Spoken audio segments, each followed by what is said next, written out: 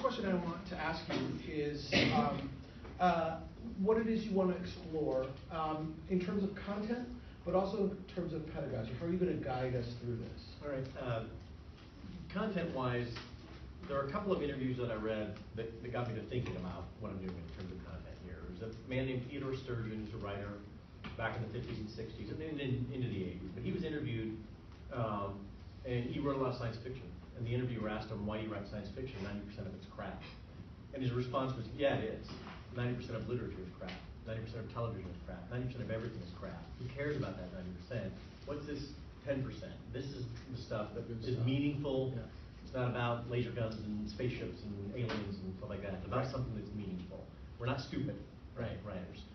And then there was an interview I wrote with a guy named Paul Den, who was a screenwriter. And he wrote a movie about the Watts riots that he wanted to have produced. And he took it to the studio, and they read it and they said, no way, too hot of a topic. We don't want the backlash from this.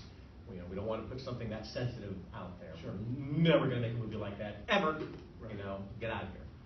So he went home and he took that exact same script, and the Planet of the Apes movies were really big at the time, right? It was a 5-movie cycle, and he just changed it into a Planet of the Apes movie. He took the same story, a lot of the same dialogue, and he made the African Americans apes, and he made the whites humans, right? So it was a human ape thing.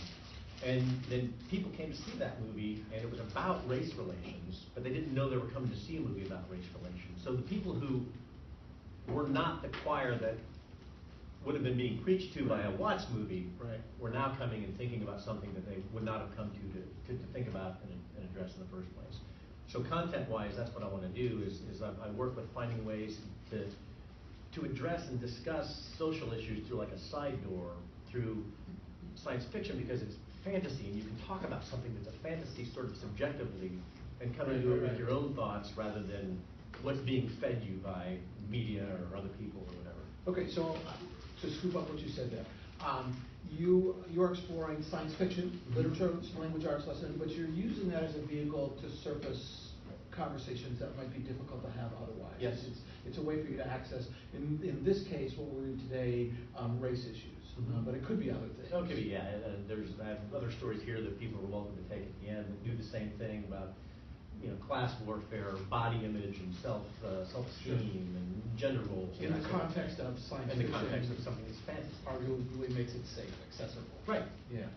Pedagogically, what are you exploring? How are you going to guide us through this? Well, we're going to be doing some reading, right? Okay. We're all going to read together, and then there'll be facilitated discussion about what it is that we read, responses to that. Okay, so I heard you say we're going to obviously read a piece of science fiction, and that you're going to facilitate a discussion.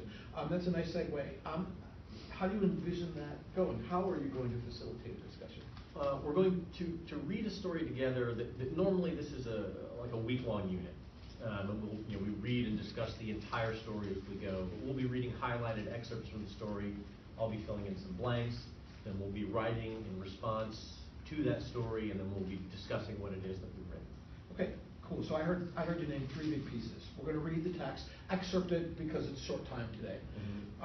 We're going to do a bit of writing about what we read, and we're going to use that writing to have a conversation about what we notice in the text. Once it's enacted, when we're all done here, what do you hope folks take away? A way to be able to, in the classroom, discuss or facilitate discussions that are a hot topic or a loaded topic, and make them just a topic, something that you're not approaching, that you're already angry about or bitter about or in denial about, and to be able to just discuss it respectfully, right? And subjectively.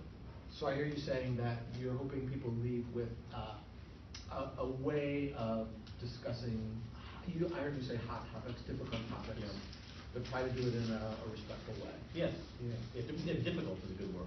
To be able to discuss a difficult topic without as much difficulty. Right. Just because it's difficult doesn't mean we should avoid it, right? In fact, it probably means we need to. Right. Yeah, we need to be bothered every once in a while. Yeah. Right. Yeah, right.